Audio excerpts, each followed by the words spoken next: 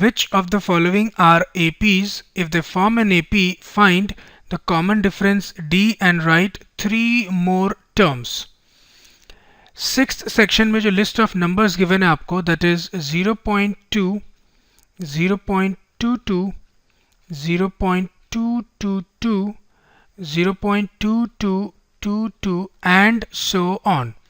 Now आपको मालूम है सीक्वेंस की शुरुआत 0.2 से हो रही है, तो ये आपका फर्स्ट टर्म है, then 0.22 is second term, this is our third term, this is fourth term which is denoted by A4 and so on.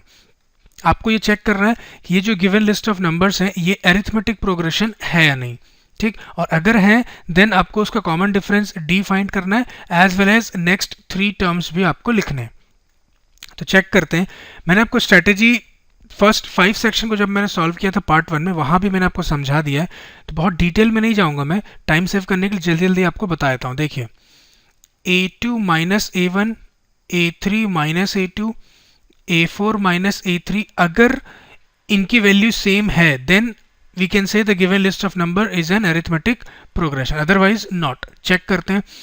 Second term क्या है आपके पास 0.22 minus of first term is 0.2, तो इनका जो डिफरेंस है वो आएगा 0.02. नाउ A3 माइनस A2 देखते हैं. Third term is 0.222 minus of second term is 0.22. जब आप इनका डिफरेंस निकालेंगे तो आपको मिलेगा 0.002.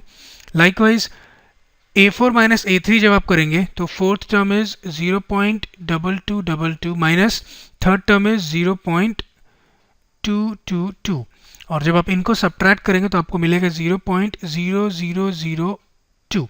क्लियरली आप देख सकते हैं जो डिफरेंस है between any two consecutive numbers इस सीक्वेंस में वो डिफरेंट है.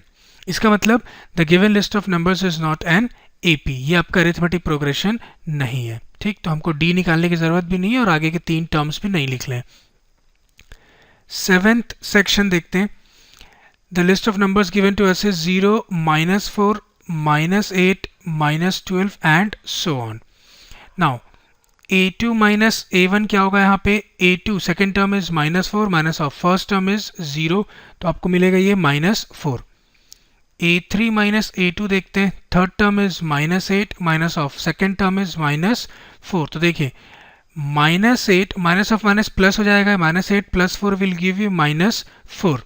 और finally fourth term minus third term देखते हैं. Fourth term is -12 minus of third term is -8, इससे आपको मिलेगा -12 माइनस ऑफ माइनस प्लस हो जाएगा +8, -12 प्लस 8 इज -4. तो क्लियरली आप देख सकते हैं जो डिफरेंस है between any two consecutive numbers इस सीक्वेंस में वो सेम है, that is -4. So we can say the given list of numbers is an arithmetic progression with common difference d as -4. Now अब आपको नेक्स्ट 3 टर्म्स भी बताने होंगे. तो फर्स्ट 4 टर्म्स तो मालूम है आपको. फिफ्थ टर्म क्या होगा? फोर्थ टर्म में आप कॉमन डिफरेंस d ऐड करेंगे. लाइकवाइज सिक्स्थ टर्म होगा फिफ्थ टर्म में जब आप d ऐड करेंगे, और फाइनली सेवेंथ टर्म होगा आपका सिक्स्थ टर्म प्लस d. बस वैल्यू पुट करके आपको कैलकुलेट करना है. Fourth term is -12 plus d तो -4 है आपके पास, ये प्लस माइनस माइनस हो जाएगा. -12 minus 4 will give you -16. Likewise यहाँ पे फिफ्थ टर्म आपने निकाला as -16 plus d still remaining same -4, तो ये प्लस माइनस माइनस हो जाएगा. -16 माइनस 4 विल गिव यू -20, और फाइनली आप इसको भी निकाल सकते हैं. सिक्स्थ टर्म आपके पास है -20 प्लस d इज -4, तो इससे आपको मिलेगा एज -24, ठीक. नाउ 8th सेक्शन देखते हैं. The list of numbers given to us is -12, -12, -12, -12 and so on. तो आप क्लियरली देख सकते हैं जितने भी टर्म्स हैं इस सीक्वेंस में सारे के सारे -12 हैं. मतलब आप किसी भी 2 कंसेक्यूटिव टर्म्स के बीच जब डिफरेंस निकालेंगे तो वो कितना होगा? 0. इस वजह से जो गिवन लिस्ट ऑफ नंबर्स है वो आपका एक AP है, क्योंकि difference between any 2 consecutive numbers is same and that is 0. तो जो कॉमन डिफरेंस D है इस बार वो कितना है आपका? 0. और आप नेक्स्ट 3 क्या इनफैक्ट कितने भी टर्म्स निकाल लीजिए इसके आगे के सारे वैल्यू कितने होंगे? -12. तो आप 3 बार -12 लिख सकते हैं इसमें, वो मैं नहीं लिख रहा हूँ, आपके लिए छोड़ दे रहा हूँ. Let us now move on to 9th section of this question.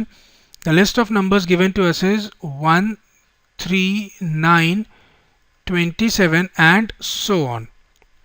जब आप यहाँ a2 माइनस a1 निकालेंगे तो आपको मिलेगा 3 minus 1 which is equal to 2. Likewise third term minus second term will give you 9 minus 3 which is equal to 6. आगे करने की ज़रूरत भी नहीं, आप देख सकते हैं a2 minus a1 is not equal to a3 minus a2. So we can say the difference between any two consecutive terms in this sequence is not equal. Therefore, the given list of numbers is not an AP. So this completes our solution. इस question में actually 6 और sections बच रहे हैं, उसको हम part 3 में deal करेंगे. Let us now move on to next part of this question.